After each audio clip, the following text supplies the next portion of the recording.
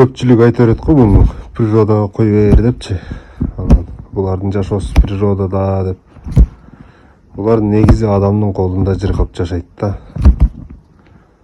Жаратылышта кечки аңчылык кылыш керек, курсагын тойгузуш керек, суукта жүрүш керек.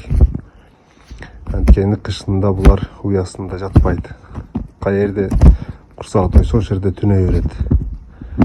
Ошон үчүн адамдын колунда жыргал буга.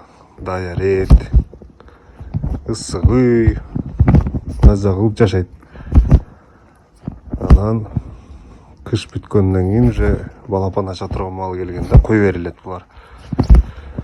Эч кандай буларды кыйнап, буларды тор астында кармап, буларга жакпаган жашоону бербейбиз биз. Курсагын тойгузуп, мошне кылып багып, анан кийин кой беребиз. Турабы? Үйдө кеңири жүрө берет.